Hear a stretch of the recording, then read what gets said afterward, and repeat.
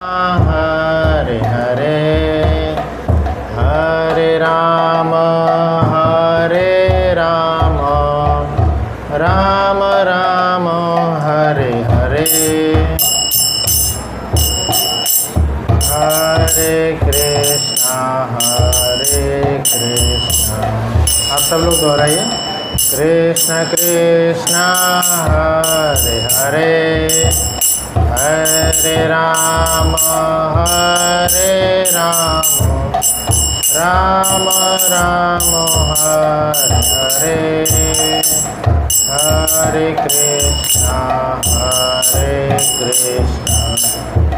कृष्ण कृष्ण हरे हरे हरे राम राम राम हरे हरे हरे कृष्णा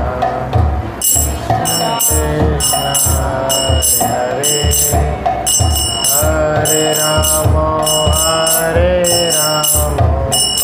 राम राम हरे हरे हरे कृष्णा कृष्ण कृष्ण हरे हरे राम नवकिशोर प्रभु को बोल दो।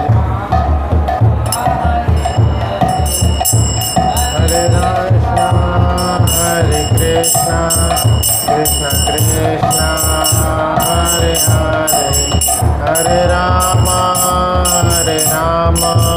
राम राम हरे हरे।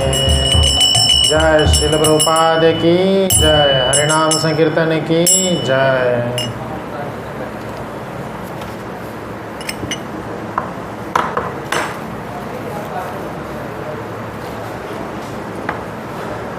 आप सभी का बहुत बहुत स्वागत है आज की कक्षा में।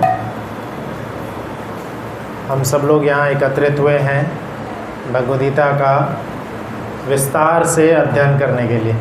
भगवद गीता का सब लोग मिलकर अध्ययन करेंगे। तो आज का जो सेशन है यह तो भूमिका रहेगी, इंट्रोडक्शन रहेगा। सबके मन में है कि क्या चलने वाला है आज, क्या होने वाला है, व्हाट इज़ द टॉपिक, क्या होगा आज। तो आज के सेशन का टॉपिक ही विषय, पूरा सेशन जो 1 घंटे का रहेगा उसका मैंने विषय जो है श्रृंखला यही रखा है WHAT, what. W for why should we read Bhagavad Gita, ठीक, उसको समझेंगे। H for how to read Bhagavad Gita, Bhagavad Gita को कैसे पढ़ना चाहिए। उसके बाद A फॉर एस्पिरेंट्स, जैसे UPSC के एस्पिरेंट्स होते हैं, सिविल सर्विस एग्ज़ाम्स के एस्पिरेंट्स होते हैं। एस्पिरेंट मतलब हम जैसे UPSC एस्पिरेंट हो गए तो मतलब क्या बोलते हो, हाँ, जो UPSC जाना चाहते हैं, है ना, हाँ, प्रतियोगी। तो वैसे ही हम भगवद गीता पढ़ रहे हैं तो हम जो एस्पिरेंट्स हैं हमें क्या क्या बेसिक कुछ जानना चाहिए। और अंत में T, topics of Bhagavad Gita. Bhagavad Gita को गीतोपनिषद भी कहा गया है, एक उपनिषद का भाग है वो। तो उसमें क्या क्या विषय हैं, मुख्य विषय के ऊपर चर्चा करेंगे। तो सबसे पहले मैं आप सभी से प्रश्न पूछना चाहूँगा। जैसे आप सब लोग यहाँ पे आए हैं भगवद गीता पढ़ने, तो क्या आपको इंस्पायर किया भगवद गीता क्लास का अध्ययन करने? क्या आपको इंस्पायर किया, क्यों आप भगवद गीता का बैनर देख के आए? बोल सकते हैं, सब लोग बोलिए। कौन बोलेंगे, हाथ ऊपर उठाइए, बोलिए। हाँ, बताइए।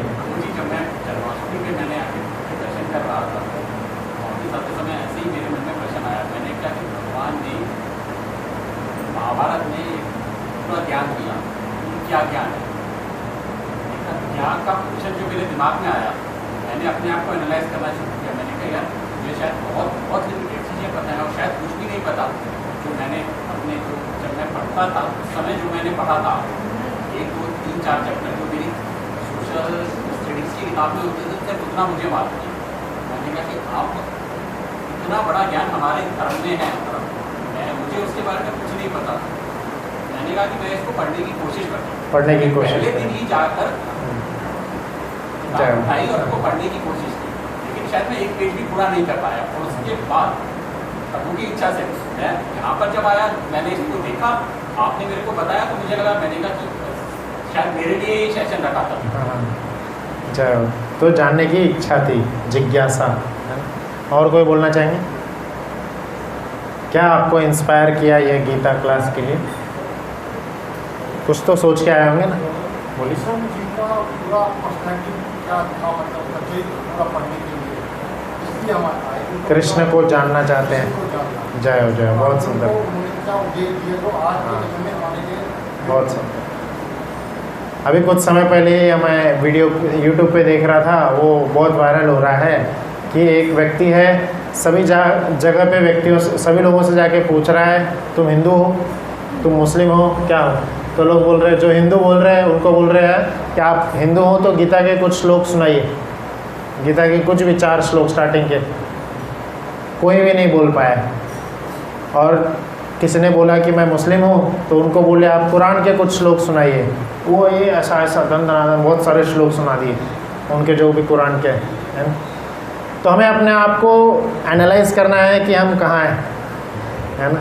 आज गली गली में इतने सारे मदरसे खुले हुए हैं, इतने सारे जो उनके शिक्षा देने वाले घर हैं, हमें जानना है कि हम कुछ अपनी शिक्षा में आगे बढ़ रहे हैं कि नहीं।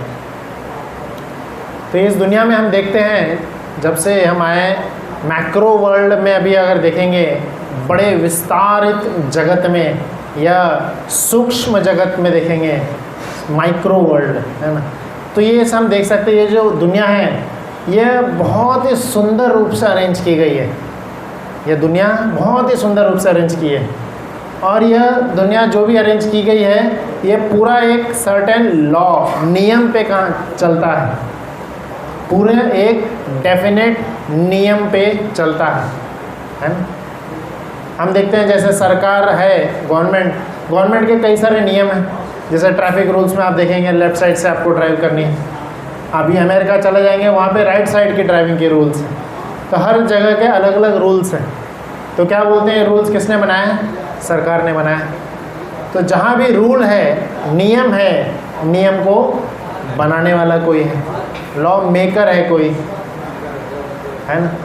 तो वैसे ही हम जब इतनी सुंदर सृष्टि देख रहे हैं, इतनी सुंदर सृष्टि जो कार्यरत है, सुंदर से हर चीज़ एकदम टाइम पे हो रहा है, सूरज टाइम पे आ रहा है, season time to time change होते जा रहे हैं, फसल टाइम टू टाइम आ रही है, तो इसको भी कोई ना तो कोई नियम बनाने वाला होगा, है ना। इतनी सुंदर सृष्टि है, सृष्टि का नियम बनाने वाला भी कोई होगा। इसके कोई भी बिना कारण के आ नहीं सकता है। जैसे हम देख सकते हैं यहाँ पे यशोदा दामोदर का बहुत सुंदर सा फोटो है ना। तो सिंपल है, किसी पेंटिंग को देख रहे हैं, फ़ोटो को देख रहे हैं, तो हमारे मन में क्या आता है, किसी ने तो इसको पेंट किया है, किसी ने तो बनाया है, तो इसके पीछे कोई पेंटर है ना। जैसे एक बहुत अच्छी पेंटिंग थी, लियोनार्डो डा विंसी की एक पेंटिंग थी, है ना, बहुत सुंदर, बहुत हिट हुई थी। तो इतनी सुंदर पेंटिंग है, सब लोग क्या पेंटर की तारीफ़ करते हैं, पेंटिंग को देख के पेंटर की तारीफ़ करते हैं। तो हमें भी ये सब पूरी सुंदर सृष्टि को देखकर इसके पीछे इसको बनाने वाले जो हैं उनकी तारीफ़ करनी चाहिए, उनके बारे में जानने का प्रयास करना चाहिए, उनको समझना चाहिए, है। तो ये जो पूरी सृष्टि है, इसमें एक भी नियम जो ऊपर नीचे नहीं होता है, कहीं भी ऊपर नीचे कोई नियम नहीं होता है।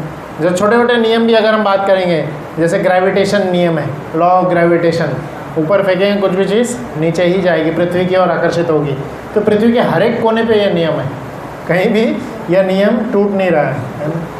और भी छोटे मोटे दूसरे नियम देखेंगे भगवद गीता में, आगे चल के हम श्लोक सीखेंगे। भागवतम में एक श्लोक वर्णन आता है जिसमें कहते हैं सूर्यस्तपति मत भयात, कृष्ण श्लोक बोलते हैं कपिल देव के रूप में, क्या बोलते हैं, सूर्यस्तपति मत भयात, वायु, सूर्य जो है मेरे भय से आ रहा है, वायु हर जगह हवा बह रही है ना?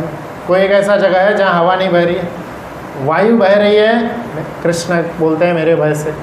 इंद्र वर्षा कर रहे हैं, वर्षा वो भी मेरे भय से कर रहे हैं। तो वर्षा, वायु, सूर्य, और एक सुंदर सा एक एनालॉजी बताते हैं, मृत्युश्चरति मद्भयात्। मृत्यु है ना, सबसे बड़ा जो अटल सत्य है मृत्यु, यह भी बताया जा रहा है नियम से चलते रहता है।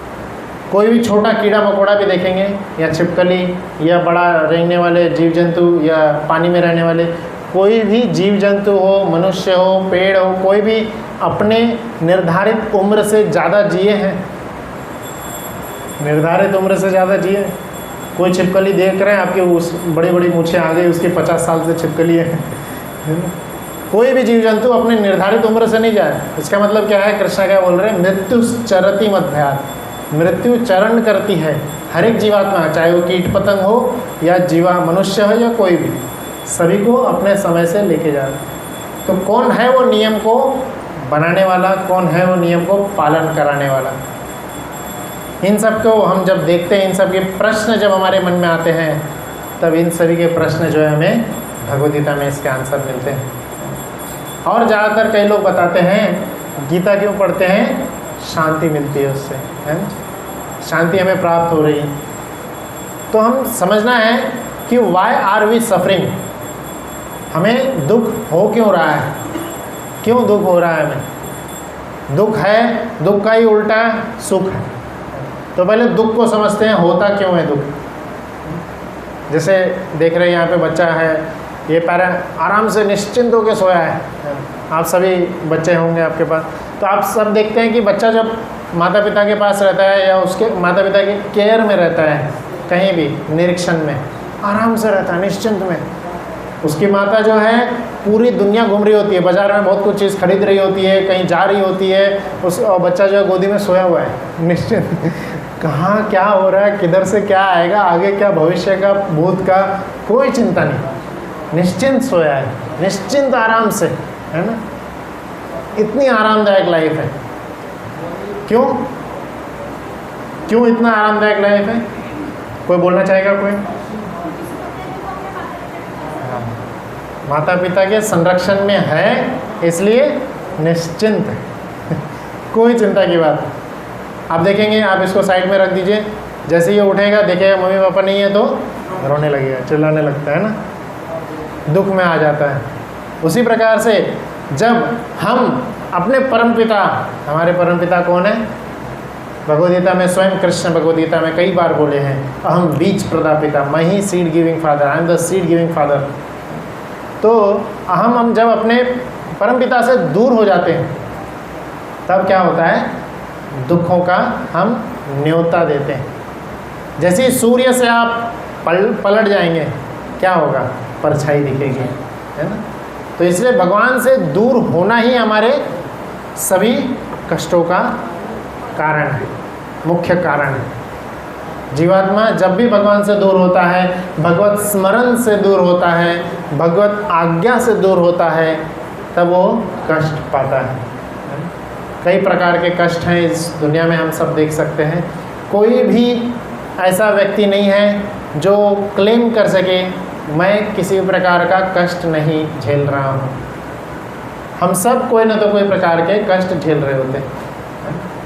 मानसिक कष्ट, दूसरों से, दूसरे व्यक्तित्वों से कष्ट, आप जो दैविक आपदा आती है, ऐसे कई सारे कष्ट हैं।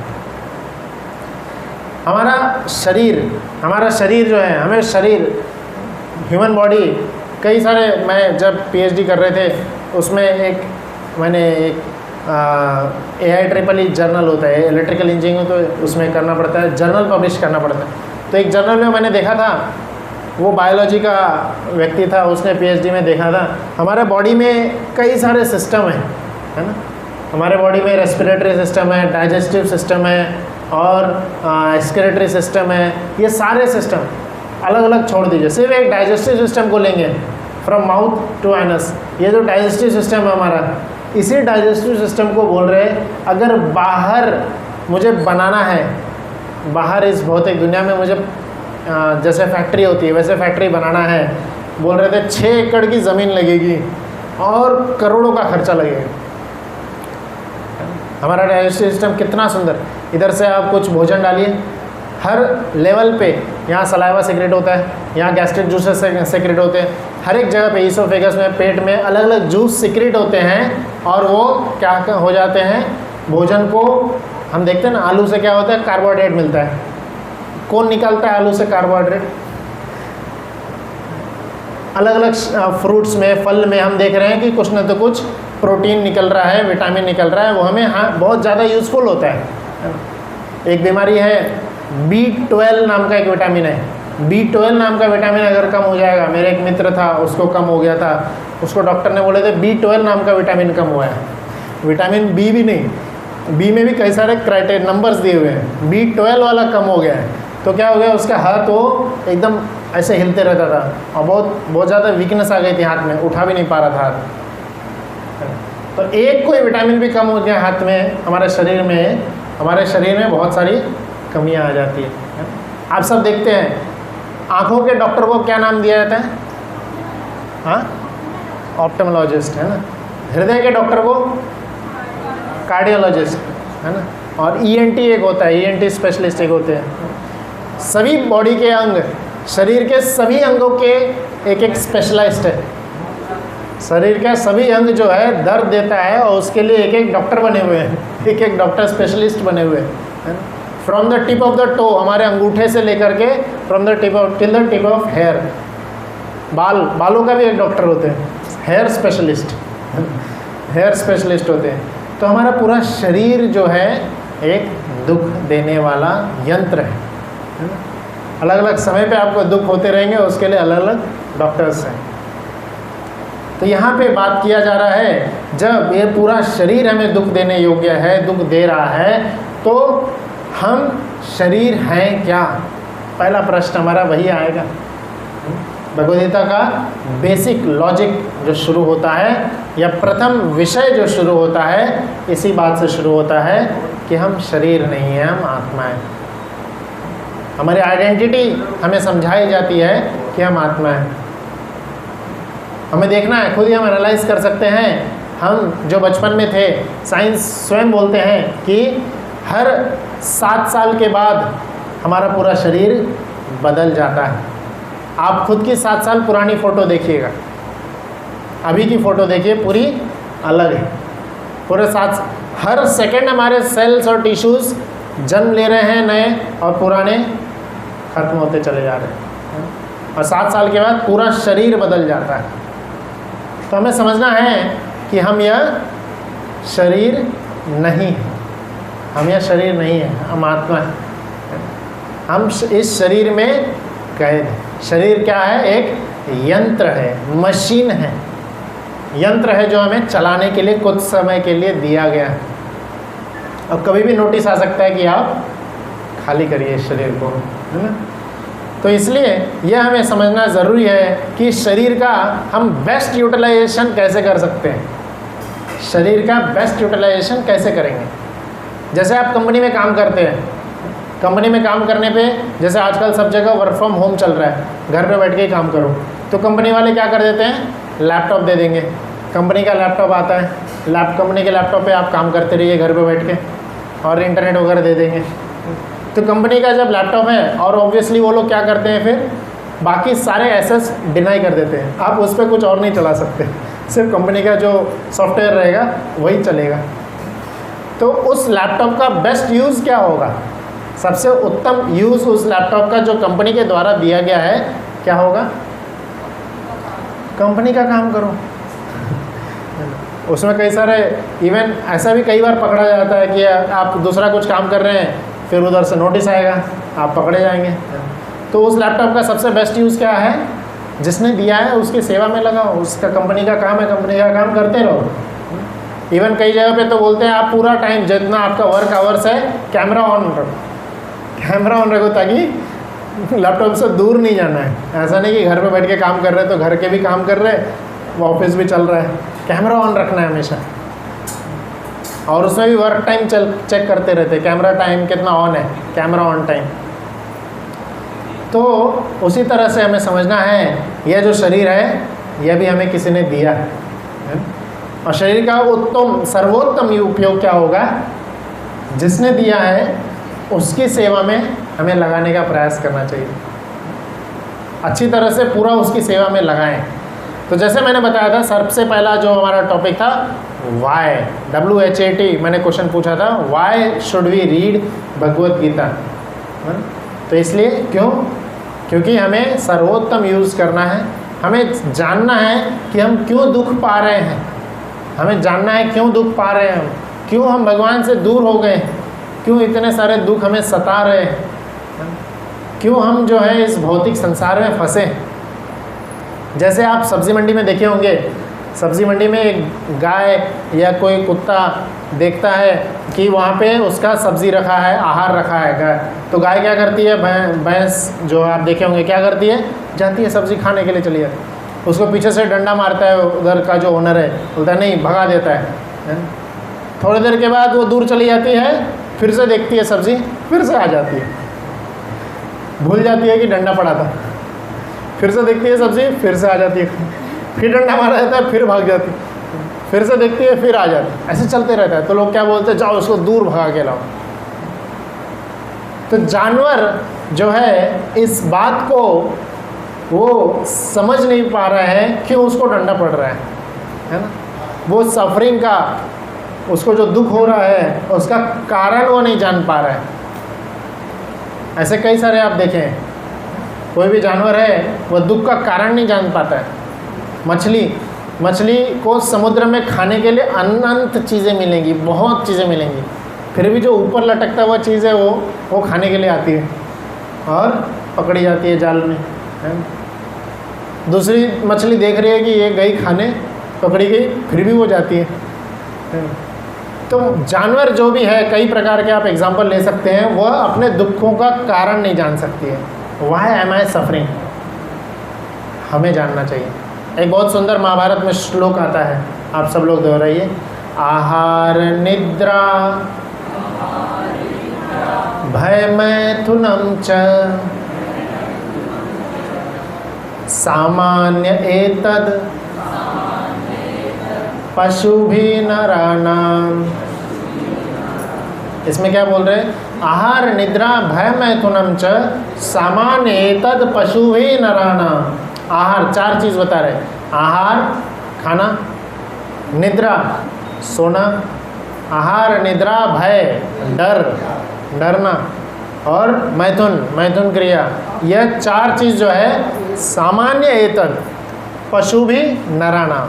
सामान्य है किसमें, पशु में और मनुष्यों में। हम सब देखते हैं खाने के बाद जो संतुष्टि हमें होती है, जानवरों को भी वही होती है। और सोने के बाद जो हमें संतुष्टि होती है, आप जब सो जाते हैं, गहरी नींद में रहते हैं, आपको पता है कि आप डंडो पिलो बेड पे सो रहे हैं कि ज़मीन पे सो रहे हैं, कहाँ सो रहे हैं। जो संतुष्टि प्राप्त होती है, कुत्ता जो नीचे रोड पे गटर में सो रहा होता है, उसको भी वहीं पे वही संतुष्टि होती है। हम सब बोल सकते हैं कि we are two legged sophisticated animal, two legged sophisticated animal. हम जब अगर इसी चार चीज़ में लगे हुए हैं, तो आहार निद्रा भय मैथुन, इसी में अगर लगे हुए हैं, तो हम क्या हैं, टू लेगेड, दो पैर पे चलने वाले सोफिस्टिकेटेड एनिमल। हम खाते हैं अच्छे से, एकदम चाइना का बॉल आता है ऐसा, है ना, उसमें लेके प्लेट में अच्छे से चम्मच से ऐसे एकदम सोफिस्टिकेटेड तरीके से खाएंगे। सोते हैं सोफिस्टिकेटेड तरीके से, एकदम डंडो पिलो बेड पे एसी चला के। हमें डर लगता है, हम अपने को बचाने के लिए क्या कैमरास लगा देते हैं, गार्ड्स रखते हैं, और मैग्नेटिक गेट लॉक रख देते हैं जो कि सिर्फ हम खोल सकते हैं, घर में कोई नहीं आएगा। तो हम भी डरते हैं, मैथुन क्रिया। तो ये चार चीज़ जो है हम सब करते हैं, जानवर भी करते हैं। सामान्य एतद पशुभिः नराणाम धर्मो ही एतद, धर्म का ही पालन अगर हम कर रहे हैं, तो हम क्या हैं, पशु से श्रेष्ठ हैं, मानव।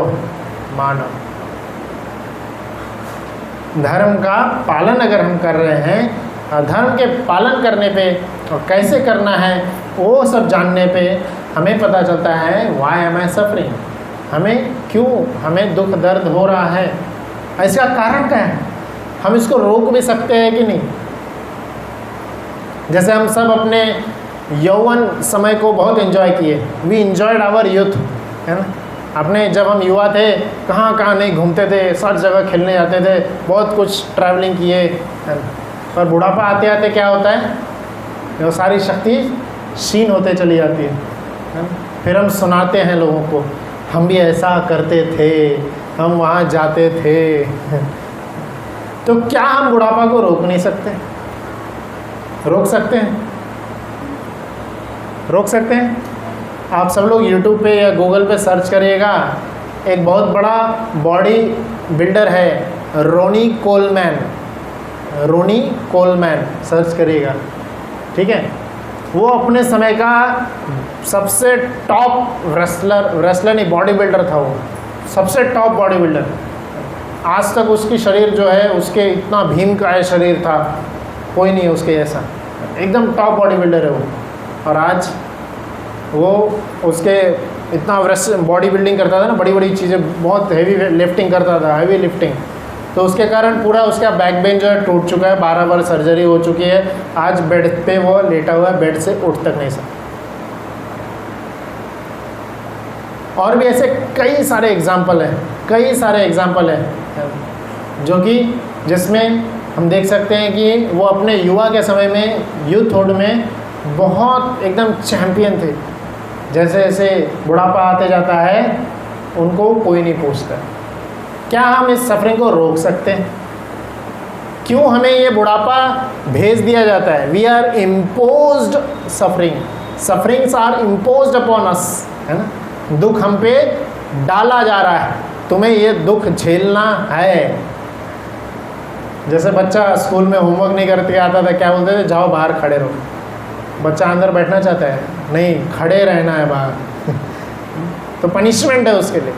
तो उसी तरह हमारे ऊपर भी ये जो दुख आ रहा है पनिशमेंट है हमारे, हमें समझना चाहिए। तो क्या इस पनिशमेंट को हम रोक नहीं सकते?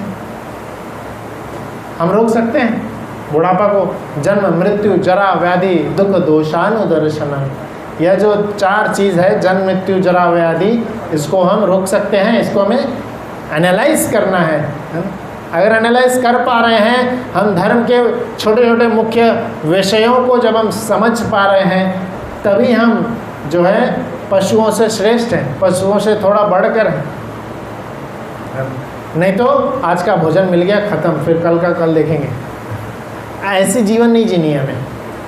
थोड़ा सोचना है, समझना है, और मानवीय, हमारे जो मानव होने के नाते जो हमारा कर्तव्य है, जैसे स्टार्टिंग में मैंने बोला था, लैपटॉप मिलने पे, कंपनी का लैपटॉप मिलने पे, लैपटॉप का बेस्ट यूज़ क्या है? कंपनी के काम में लगाना है। तो वैसे मनुष्य शरीर हमें मिला है, इतने सारे दुख उस पर दिए जा रहे हैं, है ना। तो क्यों दिए जा रहे हैं हमें समझना है, और इस शरीर को बेस्ट यूज़ करना है ताकि इस दुख से हम दूर हों। जैसे बच्चे का स्टार्टिंग में एग्जाम्पल दिए थे, बच्चा जैसे ही पेरेंट्स से दूर हो जाता है तो वह दुख पाता है, चिल्लाता है। हमें भी समझना है हम किससे दूर हो गए हैं, क्यों हम दुख पा रहे हैं। हम भी कोई, अब हमारा एकदम चाहने वाला कोई तो था जिससे हम दूर हो गए, इसलिए तो हमें इतना दुख हो रहा है। वो परम पिता, वो परमेश्वर कौन है? तो वह सब यहाँ पे प्रश्न पूछे गए हैं। तो अभी आधा घंटा हुआ है, मैं रिवीजन कर लेता हूँ। अभी तक हमने क्या क्या पढ़े, फिर आगे बढ़ेंगे। अभी तक हमने जाने हैं कि, है ना, सबसे पहले हमने समझे इस दुनिया को जाने।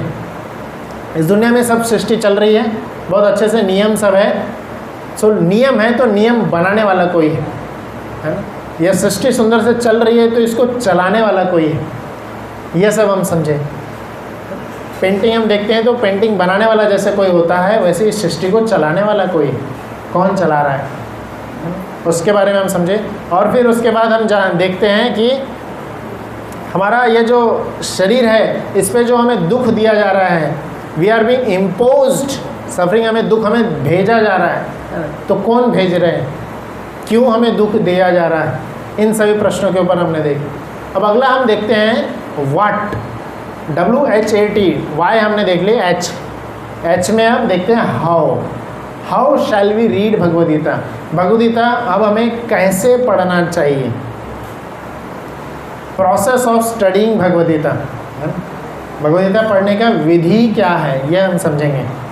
तो हम सब देखते हैं कि हम मनुष्य होने के कारण हमें 4 डिफेक्ट्स हैं हमारे अंदर, ध्यान से सुनना है। 4 कमी है हमारे अंदर, हम सभी के अंदर। कौन से 4 कमी हैं? सबसे पहला जो मुख्य कमी बताई जाती है, हमारी इंद्रियां जो है अपूर्ण है। हमारी इंद्रियां अपूर्ण है। कई बार 5 लिखा रहता है, हम 6 पढ़ लेते हैं। 9 लिखा रहता है, हम 8 पढ़ लेते हैं। हमारी आंखें है ना, चश्मे लग जाते हैं, देख नहीं पाते हैं। हमारे कान, आप सपोज एक रूम के बाहर खड़े हैं और रूम के अंदर से बहुत चिल्लाने की आवाज़ आ रही है, बचाओ बचाओ, और मारपीट की आवाज़ आ रही है, आपको क्या लगेगा? क्या लगेगा आपको? मैंने एक केस दिया है आपको। आप रूम के बाहर खड़े हैं, रूम के अंदर से आपको बहुत ऐसी आवाज़ें आ रही है, कोई मार रहा है, पीट रहा है, और दूसरी आवाज़ आ रही है, बचाओ बचाओ, तो आपको क्या लगेगा? हाँ, डर लगेगा। और बोलिए, कोई बोल सकते हैं? कोई अंदर मुसीबत में है, हेल्प करने के लिए आप जागेंगे, जाएंगे, और जैसे गेट खोल करके अंदर जाते हैं, टीवी चल रहा था, टीवी चल रहा था, उसकी आवाज़ थी। ठीक है, क्या है? हमारी कान पूर्ण है, हमारी कान इम्परफेक्ट सेंसेस। ऐसे कई सारे एग्जाम्पल आप दे सकते हैं। हमारी इंद्रियां जो है अपूर्ण है, और इसी अपूर्ण इंद्रियों की वजह से हमारे साइंस में कई सारे गलतियां होती रहती है। कई सारी गलतियां होती रहती हैं, और बड़ी बड़ी गलतियां होती है, छोटी छोटी गलतियां नहीं होती हैं, बहुत बड़ी बड़ी गलतियां होती हैं। मेडिकल फील्ड में बहुत बड़ी बड़ी गलतियां होती हैं। लाइव एग्जाम्पल अभी हम देखे थे कोरोना के समय में। कोरोना के समय में साइंटिस्ट लोग पता ही करते रह गए कौन सी बीमारी है ये, क्या हो क्या रहा है बीमारी के अंदर। आधा समय उनको पता करने में लग गया, तब तक ही आधे लोग गुजर गए। और कोरोना में उनको लगा कि अच्छा ये दवाई देना चाहिए, वो दवाई देने से क्या हो गया? आप सुने होंगे अगर, फंगस हो रहा था। कई सारे लोगों को ब्लैक फंगस हो रहा, वाइट फंगस हो रहा, ग्रीन फंगस हो रहा। अब ये भी नहीं समझ में आ रहा था डॉक्टर को ये कैसे हो रहा है, साइड इफ़ेक्ट्स की वजह से हो रहा था। तो अपूर्ण इंद्रियों की वजह से, अपूर्ण हम एनालॉजी निकालते हैं, हम डॉक्टर साइंटिस्ट जो सब भी हैं, और उसके ऊपर हम एक्टिंग करने लगते हैं, जो कि आगे चल के गलत साबित होता है। कई समय पहले एक बीमारी फैल रही थी एक देश में, लोगों को पता ही नहीं था ये बीमारी क्या है। उसकी बीमारी कई सालों के बाद, समय के बाद रिसर्च के बाद पता चली प्लेग था वो। तो पता नहीं था क्या बीमारी है। उनको लगा कि कोई जानवर की वजह से, बहुत सारे जानवर जो दिख रहे थे, क्या दिख रहे थे? बड़ा जानवर, बिल्ली दिख रही थी, तो उनको लगा बिल्लियों की वजह से हो रहा है ये, ऐसा साइंटिस्ट ने निकाल लिया, और सारी बिल्लियों को मार दिए। और उसके बाद बीमारी और ज़्यादा फैलने लग गई। फिर उधर के साइंटिस्ट जो रिसर्च करके निकाले, ये तो प्लेग बीमारी इसका नाम दिया गया, और ये चूहों की वजह से हो रहा है। हमने तो चूहों को खाने वाली बिल्ली को तो मार दी। ऐसी कई सारी गलतियां जो है साइंटिस्ट, डॉक्टर्स, कई सारे ऐसे लोग जो वरिष्ठ पोजीशन पे बैठे हुए हैं करते रहते हैं। वरिष्ठ छोड़िए, हम सब भी करते रहते हैं। हमारी इंद्रियां अपूर्ण हैं, अपूर्ण इंद्रियां हैं। आप सुने होंगे कई सारे ऐसे न्यूज़ आते रहते हैं जिसमें क्या बताया जाता है, अभी 2012 में आ रहा था, मुझे न्यूज़ याद है, पूरी दुनिया ख़त्म होने वाली है। फिर एक न्यूज़ आएगा, एक मीटियोराइट आ रहा है। मीटियोराइट जानते हैं, जो एक हमारे पृथ्वी का जो परिक्रमा कर, वो आएगा, पूरी पृथ्वी नष्ट हो जाएगी। ऐसे कुछ कुछ तो न्यूज़ आते रहता है। अपूर्ण इंद्रियां, तो ये अपूर्ण इंद्रियों है। उसके बाद अपूर्ण इंद्रिय होने के कारण क्या हो जाती है हमसे, हम भ्रमित हो जाते हैं। दूसरा मिस्टेक जो है, 4 डिफेक्ट्स है मनुष्य, अपूर्ण इंद्रियां, दूसरा भ्रमित हो जाना, टू बी इल्यूजन, भ्रमित हो जाते हैं। उसके कारण हम भ्रमित मैसेज फैला देते हैं, अलग अलग मैसेज फैला दिया जाता है व्हाट्सएप के जरिए, ये सब भ्रमित हैं। क्यों भ्रमित हो जाते हैं? अपूर्ण इंद्रिय थी, हमने गलत चीज़ें देख ली। जैसे मैंने टीवी का एग्जांपल दिया, हम भ्रमित हो गए कि हमें लग रहा है कि झगड़ा हो रहा है अंदर, भ्रमित हो गए थे। इसलिए हम, अगर कोई व्यक्ति रहेगा बुला भी लेगा लोगों को, बट लोगों आओ बचाओ बचाओ, देखो यहाँ पे कुछ तो हो रहा है, बचाओ लोगों को जमा कर लिया। क्यों जमा किया? उसे भ्रमित हो गया था वो, है ना। तो भी इल्यूजन, कई सारे चीज़ों को देख के हम इल्यूजन में फंस जाते हैं। आप देखे होंगे समुद्र आप सब गए हैं देखने, कौन सा समुद्र देखे हैं? हाँ, कौन सा? उड़ीसा गए हैं, जगन्नाथपुरी, जय जगन्नाथ। और कोई देखें कहीं गए समुद्र के? हाँ बोले, मुंबई भी गए हैं, चेन्नई भी, वाह। तो ऐसे कई सारे समुद्र हम देखेंगे, हमें क्या लगता है दूर आसमान जो है पानी में डूब रहा है दूर देखने में यही लगता है, पर क्या कभी भी आसमान और समुद्र एक टच होते हैं? पहले के समय में साइंटिस्ट को यही लगता था कि पृथ्वी फ्लैट है, फिर लोग निकले परिक्रमा करने, निकल गए, बोले ढूंढ के लाते हैं हम पृथ्वी फ्लैट है कि सर्कल है कि रेक्टेंगल है, क्या है। और कई सालों के बाद पता चला अच्छा पृथ्वी गोल है, कई समय के बाद पता चला। और फिर बोले कि अच्छा सीज़न बदल रहा है तो सूर्य जो है, सूर्य पृथ्वी की परिक्रमा लगा रहा है। फिर कोई लोग बोलते हैं नहीं नहीं, पृथ्वी सूर्य की परिक्रमा लगा रहा है, और फिर वो दोनों आपस में फाइटिंग कर रहे हैं, पृथ्वी की परिक्रमा कर रहा है कि सूर्य कर रहा है।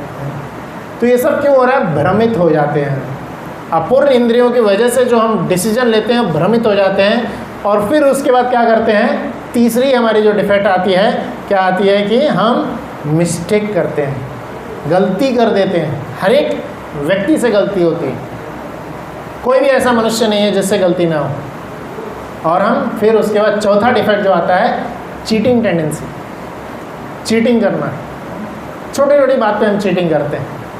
तो पहला क्या डिफेक्ट है? Imperfect senses, to be illusion, cheating tendency, making mistake, अपूर्ण इंद्रियां। दूसरा क्या है? भ्रमित हो जाना। तीसरा क्या है? गलती करना। और चौथा क्या है? चीट करना, है? तो यह हम देख सकते हैं, कोई भी मनुष्य जो है इन चारों से परे नहीं है।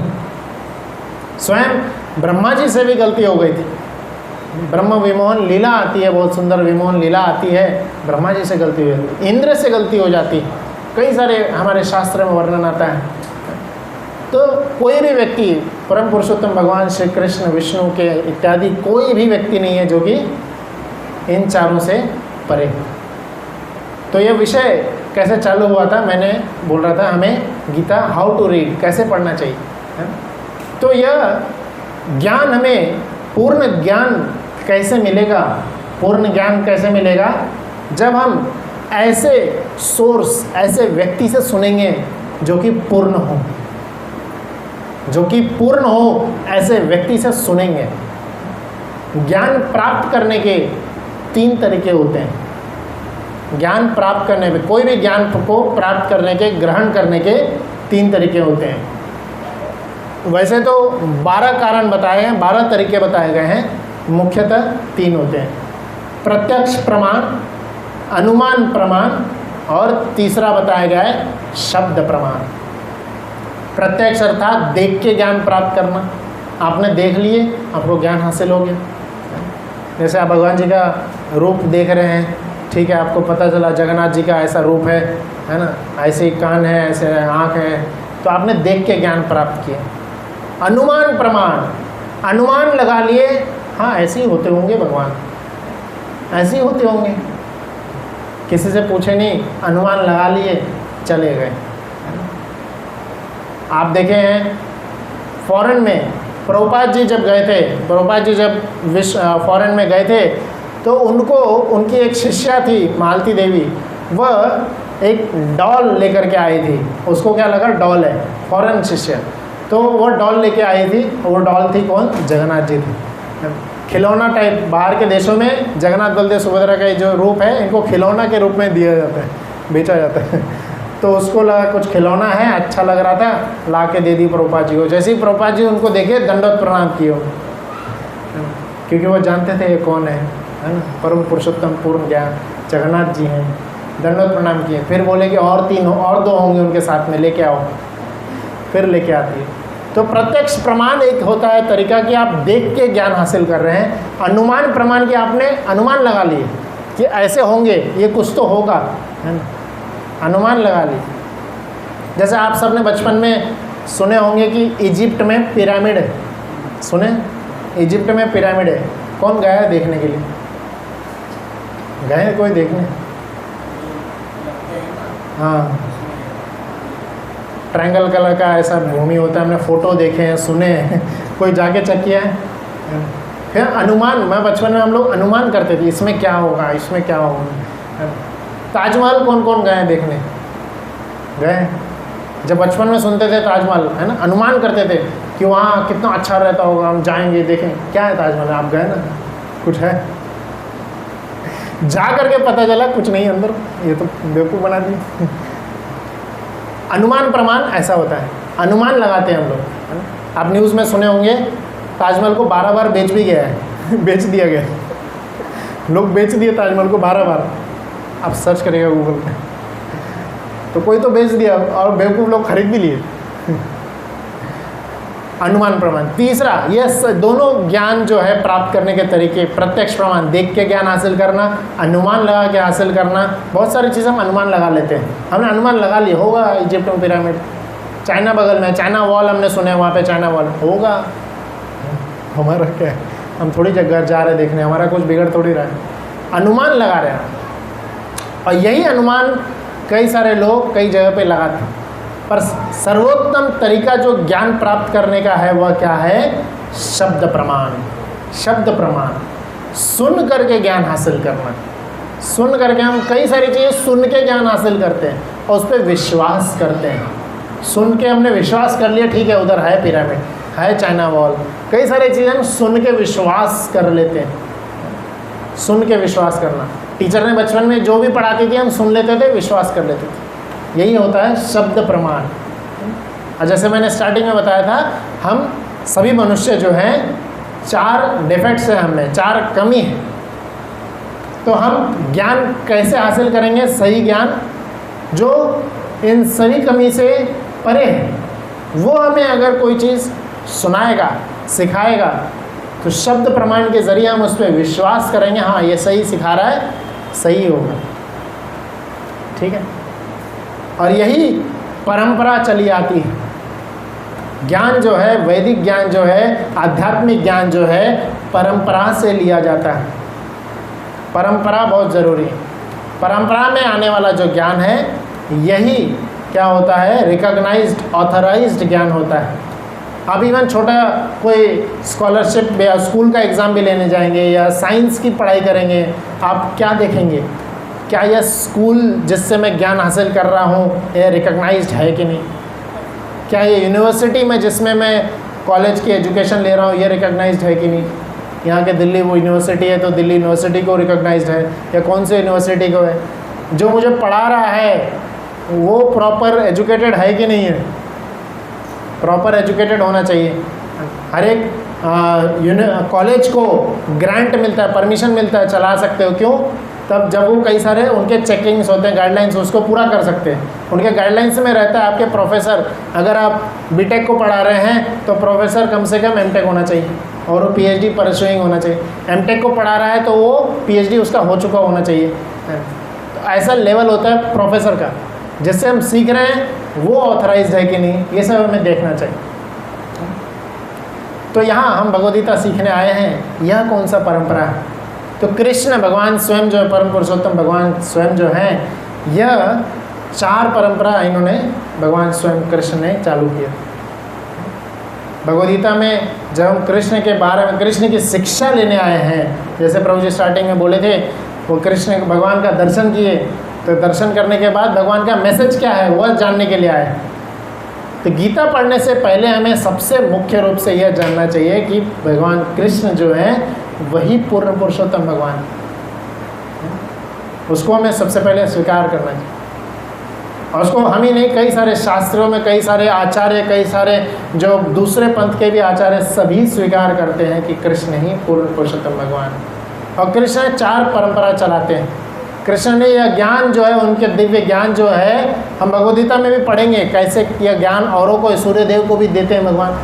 तो 4 मुख्य परंपरा जो है, ब्रह्मा जी को भगवान ज्ञान दिए, दूसरा शिव जी को ज्ञान दिए, तीसरा चतुष्कुमार को ज्ञान दिए, और चौथा जो है स्वयं लक्ष्मी देवी को ज्ञान देते हैं। तो पहला जो ब्रह्मा जी को ज्ञान दिए हैं, उनसे जो है ब्रह्म संप्रदाय चालू होता है। ब्रह्मा जी आगे अपने शिष्यों को ज्ञान देते, ब्रह्मा जी नारद मुनि को ज्ञान देते हैं, नारद मुनि व्यासदेव को ज्ञान देते हैं, ऐसे आगे शिष्य परंपरा चालू होती है। दूसरा शिव जी को ज्ञान जो दिए थे वह परंपरा जो चालू हुई उसका नाम है रुद्र संप्रदाय, रुद्र संप्रदाय। तीसरा जो चतुष्कुमार, 4 कुमार हैं, सनत, सनातन, सनंदन, सनत कुमार, ब्रह्मा जी के प्रथम पुत्र थे, उनको ब्रह्मा भगवान स्वयं आगे ज्ञान देते हैं, वह परंपरा चालू होती है कुमार संप्रदाय। एक क्या बताए, ब्रह्म संप्रदाय, ब्रह्मा जी के द्वारा जो ज्ञान हुई आगे उन्होंने जो चालू किए, शिव जी को ज्ञान दिया उन्होंने रुद्र संप्रदाय चालू हुआ है, चतुष्कुमार को ज्ञान दिए वह कुमार संप्रदाय चालू हुआ है, तीसरा चौथा जो होता है लक्ष्मी जी को ज्ञान दिया श्री संप्रदाय चालू होता है। साउथ इंडियन में हम जाएंगे ज़्यादातर उधर श्री संप्रदाय के लोग उधर पाए जाते हैं। चतुष्कुमार जो कुमार संप्रदाय है वह राजस्थान इत्यादि जगह पे, कई जगह पे पाए जाते हैं। रुद्र संप्रदाय जो है केदारनाथ इत्यादि जगह पे उनके बहुत सारे शिष्य। तो ये 4 मुख्य संप्रदाय हैं। उनके बाद उनके आगे कई सारे आचार्य आते हैं जो कि उनको आगे बढ़ाते चले गए। तो हम इस्कॉन में आके भगवद गीता पढ़ रहे हैं, यह किस संप्रदाय में आता है, किस स्कूल में आता है। जैसे यूनिवर्सिटीज़ होते हैं ना, दिल्ली यूनिवर्सिटी, मुंबई यूनिवर्सिटी, जैसे 4 यूनिवर्सिटी मैंने गिनाए हैं। तो हम कौन से यूनिवर्सिटी में आते हैं, हम ब्रह्मा जी के संप्रदाय में आते हैं। ब्रह्मा जी के संप्रदाय में आगे चल के स्वयं कृष्ण फिर से प्रकट होते हैं। यहाँ पे आप अल्टर में देख रहे होंगे लेफ्ट साइड में 2 रूप जो हैं, कृष्ण बलराम ही हैं, गौर निताय के रूप में हैं। कृष्ण जो हैं वही गौरांग महाप्रभु बनते हैं और बलराम होइलो निताय, बलराम जी जो है नित्यानंद महाप्रभु के रूप में आते हैं, गौर निताय। तो वह स्वयं ब्रह्मा जी के संप्रदाय में आते हैं और वह फिर षड गोस्वामी को ज्ञान देते हैं। उन्होंने जो विश्वनाथ चक्रवर्ती ठाकुर को ज्ञान दिए, फिर भक्ति सिद्धांत सरस्वती ठाकुर आते हैं और कुछ आचार्यों के ये जो है आचार्य श्रृंखला आप यहाँ पे अल्टर में भी देख सकते हैं। तो उसी श्रृंखला में भक्ति सिद्धांत सरस्वती ठाकुर आते हैं और फिर प्रभुपाद जी आते हैं और फिर उन्होंने यह ज्ञान भगवद गीता जो है, आप सब लोग भगवद गीता अगर है तो लेके आइएगा, नहीं तो यहाँ से आप ले भी सकते हैं भगवद गीता, ठीक है। भगवद गीता उसमें वह प्रथम पेज पे यह परंपरा का ज्ञान भी दिया हुआ है। तो यह हम समझे कि हम पहले हम क्या समझे थे, वाट में W क्या है, why should we read Bhagavad Gita पढ़े हैं।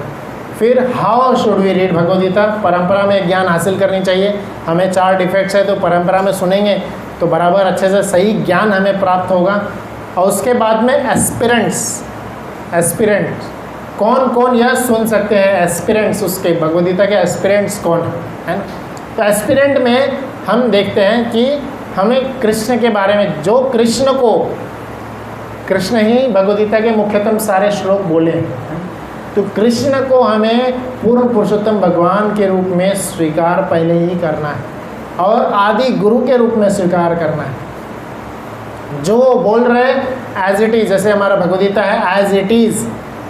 प्रभुपाद जी ने जब भगवद गीता लिखी, कई सारे लोग प्रश्न उठा रहे थे, भगवद गीता कई सारे पहले से मार्केट में है, एक और भगवद गीता की क्या जरूरत है।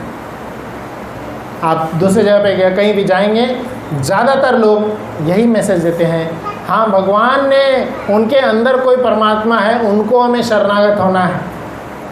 आप जो है ज्योति पे ध्यान लगाइए, इधर ध्यान लग, तो अन्य कई सारे पंथ में कई सारी चीज़ें बताई जाती हैं। इस पर जब मुख्य भगवान स्वयं, पूर्ण पुरुषोत्तम भगवान स्वयं बोल रहे हैं मुझ में ध्यान लगाओ, मेरा जप करो, मुझ में मन लगाओ, तो हमें कहीं और क्यों जाना है। हम भगवद गीता महात्म्य के कुछ श्लोक हम समझेंगे, पढ़ेंगे। उसके पहले हम गीता जो स्वयं बोले हैं कृष्ण, उसको हमें समझना है कृष्ण कौन है। तो अब आखिरी के समय में कुछ इम्पोर्टेंट और चीज़ें बताऊंगा। भगवान के 6 ऑपुलेंसेस हैं, है ना।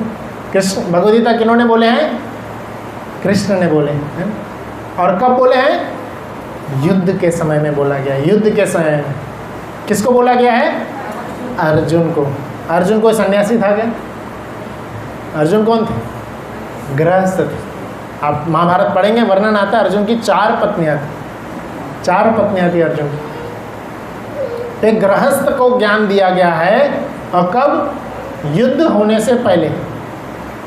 हम सब जो हैं हर पल युद्ध लड़ रहे हैं, हर पल, हमेशा।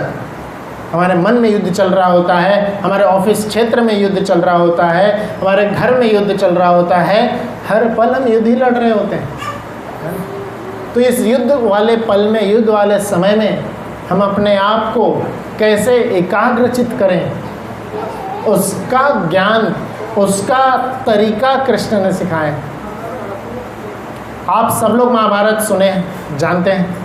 आप सब लोग एटलीस्ट ये तो जानते हैं कि अर्जुन जो हैं क्या थे, बहुत अच्छे धनुर्धर थे। ऐसा कोई भी उनके पास, ऐसा कोई भी बाण नहीं था जो कि उनके पास नहीं था, ऐसा कोई ज्ञान नहीं था उनके पास नहीं था। उन्होंने स्वयं शिवजी से उन्होंने अस्त्र प्राप्त किए थे, है ना, शिवजी से अस्त्र प्राप्त कर लिए थे, सभी देवी देवताओं से अस्त्र प्राप्त करके रखे थे। तो कोई भी अस्त्र शस्त्र उनका ऐसा नहीं था जो उनके पास नहीं है, सभी अस्त्र थे उनके पास, सबको अच्छे से चलाना भी जानते थे। तो युद्ध में आने के बाद वो लड़खड़ा क्यों गए? हाँ, जैसे बच्चा एग्ज़ाम देने जाता है, स्टार्टिंग में लड़खड़ा जाता है, क्यों? कोई क्वेश्चन का आंसर भूल गया होगा या डर गया होगा। तो क्या अर्जुन कोई बाण का मंत्र भूल गए थे? अर्जुन तो टॉपर थे, अर्जुन अपने स्कूल के टॉपर थे, कोई मंत्र नहीं भूले थे वो। और अर्जुन सबसे ऐसे योद्धा थे जो कभी नहीं हारे हैं, कभी नहीं हारने वाले योद्धा थे, किसी से नहीं हारे, देवता तक उनको नहीं हरा पाए। ऐसे योद्धा, ऐसे टॉप क्लास के योद्धा आके लड़खड़ा गए। जब वो लड़खड़ा सकते हैं, हम भी लड़खड़ा सकते हैं। हम तो हमेशा ही लड़खड़ाते रहो, हार्डली कभी चलते हम चल ही नहीं पाते, हम कभी कभी चलते हैं, है ना, हमेशा लड़खड़ाते रहते हैं। वो लड़खड़ाहट को कम करने के लिए यह ज्ञान दिया गया है, भगवद्गीता का ज्ञान। भगवद्गीता का ज्ञान हम सभी के लिए उतना ही महत्वपूर्ण है और हमें वैसा ही ग्रहण करना चाहिए जैसा अर्जुन ने ग्रहण किया। अर्जुन स्टार्टिंग में बहुत कन्फ्यूजन में थे, बहुत सारे प्रश्न थे उनके मन में। जब गीता संपन्न हुई, क्या बोलते हैं, करिष्ये वचनम तव, करिष्ये, आप जैसा बोलेंगे मैं वैसा करने को तैयार हूँ, बस मैं आपको शरणागत हो गया। तो उसी तरीके से जब हम ज्ञान हासिल करेंगे तब उस उद्देश्य तक हम पहुँचेंगे कि हम कृष्ण जैसा बोल रहे हैं, हम करने को तैयार हो गए, शरणागत हो गए हम। जब उसी भाव में हम ग्रहण करेंगे, और उस भाव को स्टार्ट करने के लिए पहले हमें कृष्ण कौन है यह समझना होगा। कृष्ण कौन है जो ये ज्ञान दे रहे हैं, कृष्ण कौन है। तो थोड़े समय में सारांश में समझाऊंगा कृष्ण कौन है। इसके ऊपर ही कई दिनों की कक्षा हो सकती है, कई दिनों की कथा हो सकती है, बट कुछ मिनटों में बताऊंगा। भगवान के 6 मुख्य ओपुलेंस हैं। तो क्या है? वेल्थ, 6 मुख्य चीज़ जो भगवान के पास कृष्ण, परफेक्टली कृष्ण के पास अनंत मात्रा में है, अनंत मात्रा में, बूंद नहीं, अनंत मात्रा में। क्या? पहले सुंदरता। कृष्ण इतने सुंदर हैं, इतने सुंदर हैं। महाभारत युद्ध में वर्णन आता है, जो उनको लड़ रहे होते थे ना युद्ध में, वो उनको मारने के लिए आते थे, उनकी सुंदरता देख के घायल हो जाते थे, कितने सुंदर है ये। अब भूल ही जाते थे इनको मारने में आया, पीछे अर्जुन है उसको मारने आया, दुर्योधन ने भेजा है मुझे मारने के लिए। इवन कंस के कई सारे जो राक्षस कंस भेजता था, स्टार्टिंग में कृष्ण जब छोटे थे उनको मारने के लिए भेजता था, राक्षस लोग कंफ्यूज हो जाते थे, इसी को मारना है, फिर से जाके कंस से पूछ के आते थे। ऐसा वर्णन है, तृणावत राक्षस है, फिर से पूछ के आता है, इसी को मारना है पक्का ना, इतना प्यारा बच्चा है, इतना अच्छा। तो कृष्ण की सुंदरता से सब लोग आकर्षित हो जाते हैं, सभी। दूसरा आता है सुंदरता के बाद उनकी शक्ति। सुंदरता में सबसे परम सुंदर है, शक्ति में सबसे परम सुंदर है। एक करताल, इसका वजन कितना होगा? 100-200 ग्राम होगा। कि कौन इसको 7 घंटे तक उठा के रख सकता है? उठा सकते हैं 7 घंटे तक? कितने देर तक इसको उठा के रख सकते हैं बताइए? आधा घंटा उठा लेंगे। हाँ, ऐसे उठा के रखिए आधा घंटा, नहीं उठा पाएंगे हाथ दुखने लगेगा, उसके बाद 2 दिन तक सोएंगे। कृष्ण जो पूर्ण पुरुषोत्तम भगवान है, सबसे बड़ा विशाल पर्वत गोवर्धन पर्वत को छोटी उंगली, लेफ्ट हैंड की छोटी उंगली पे 7 दिन 7 रात तक उठा के रखे, और बिना किसी कष्ट, बिना किसी दर्द की खुशी में, है ना। और उसके बाद उनको हॉस्पिटल में भर्ती नहीं होना पड़ा था। आराम से खेल खेल में उठा लिए थे, और ऐसा वर्णन आता है वो पर्वत स्वयं उठा हुआ था। तो शक्ति कृष्ण की अनंत शक्ति है, जो 3 साल के जब थे वही पूतना जैसी बड़ी राक्षसनी को खत्म कर सकते हैं। उनकी शक्ति का क्या ही बयान करना। तीसरा सुंदरता, स्ट्रेंथ, शक्ति। तीसरा वर्णन आता है फेम, कृष्णा का फेम। कृष्णा इतने पॉपुलर है, इतने पॉपुलर हैं, कहा जाता है महाभारत युद्ध में लड़ने के लिए लोग दूर दूर से आए थे, कई दूर दूर से आए थे। इसलिए बाद में आप सुने होंगे सब लोग इंडिया की खोज करते थे, है ना। वो कौन था, साउथ में आया था, इंडिया की खोज करते हुए आया था, वास्को डी गामा। ऐसे कई जगह फॉरेन कंट्रीज़ में न्यूज़ फैली हुई थी, इंडिया बहुत बड़ा कंट्री है, बहुत रिचेस्ट कंट्री है, बहुत ताकतवर है। क्यों? वो समय था महाभारत के युद्ध के बाद, या उस समय के बाद जब बहुत सारे लोग उधर बस गए थे। क्यों? क्योंकि उनके पूर्वजों ने उनको बताया था कि उनके पूर्वज गए थे उधर भारतवर्ष में युद्ध लड़ने, आए ही नहीं वापस। कोई नहीं आया था जो भी महाभारत युद्ध में आया। तो भारतवर्ष की ऐसी महान, और उधर क्या बताए थे, मुख्यतः कृष्ण से लड़ने गए।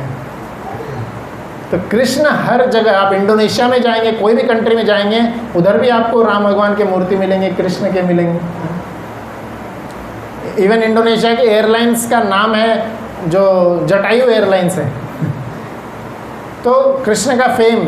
और चौथा आता है नॉलेज, ज्ञान। कृष्ण का ज्ञान बहुत ही एकदम अनचैलेंजेबल है। यह भगवद्गीता के कहीं हम देखेंगे, अभी के लोग भी इसको समझ नहीं पा रहे क्या है इसमें लिखा हुआ, और कृष्ण उसी समय 45 मिनट में ये भगवद्गीता ज्ञान दिया गया था। नॉलेज के बाद आता है पांचवा वेल्थ। कृष्ण 16,108 रानियों से विवाह किए थे, एक साथ एक ही समय पे 16,108 मंडप पे उपस्थित थे, विवाह किए थे, और सभी को रत्नों जड़ित महल दिए थे। ऐसा नहीं एक 1 BHK के फ्लैट में सबको घुसा के रख रहे, सबको रत्न जड़ित महल दिए गए थे, सभी को। ऐसा ऐश्वर्य था उनकी द्वारका नगरी का, वेल्थ की कोई कमी।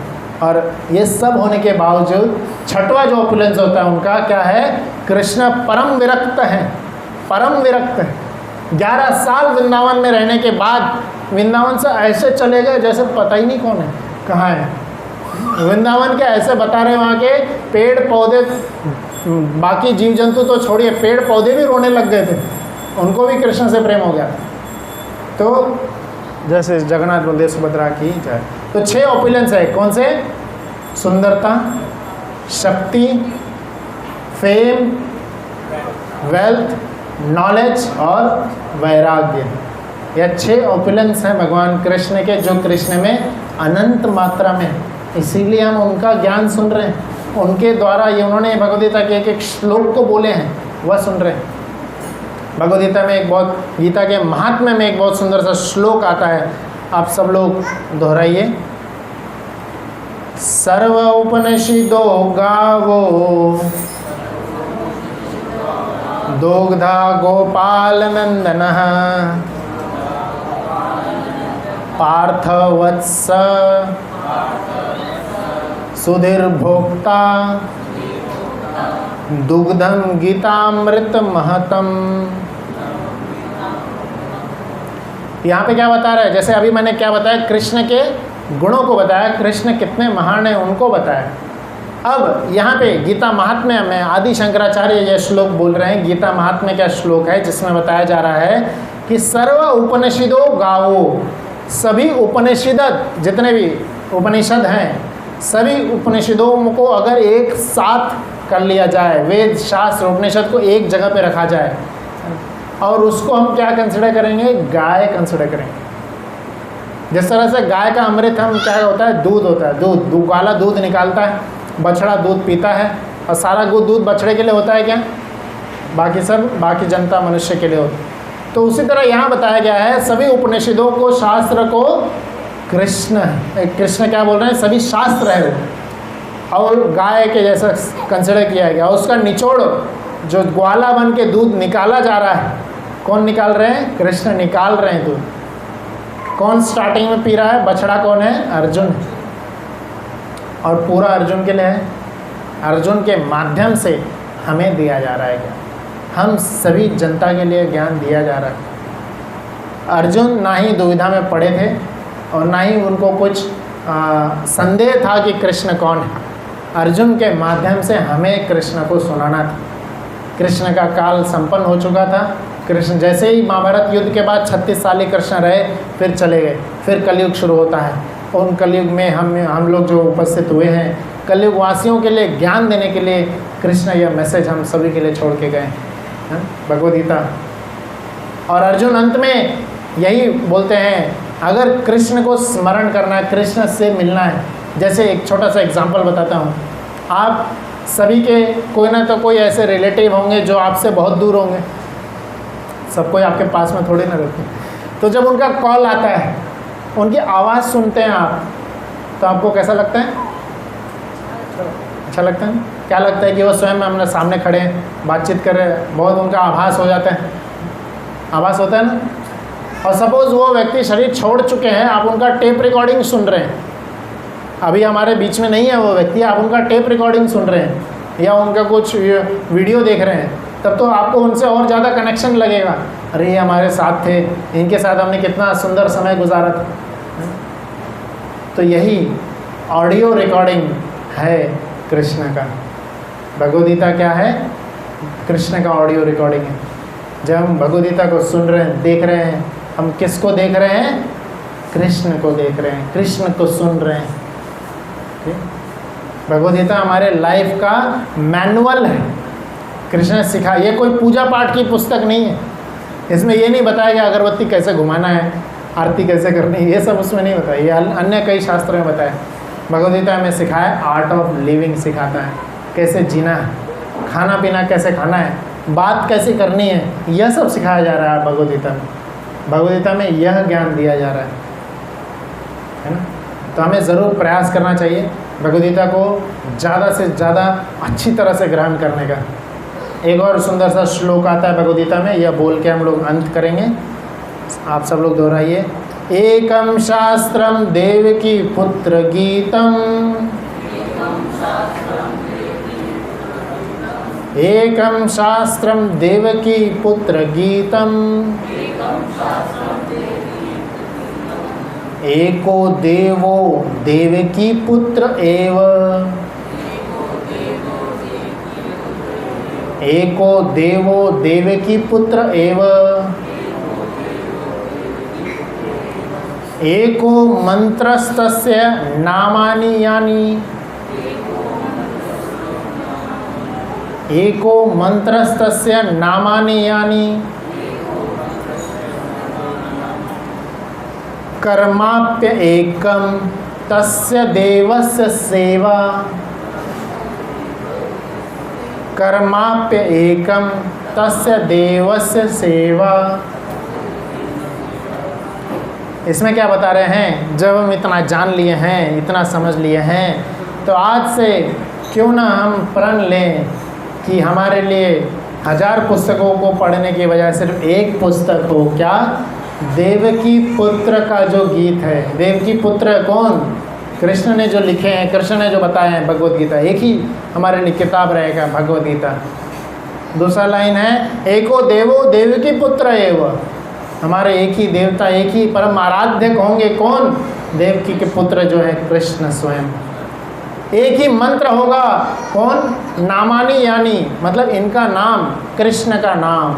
हरे कृष्णा कृष्णा कृष्णा हरे हरे, हरे राम राम राम हरे।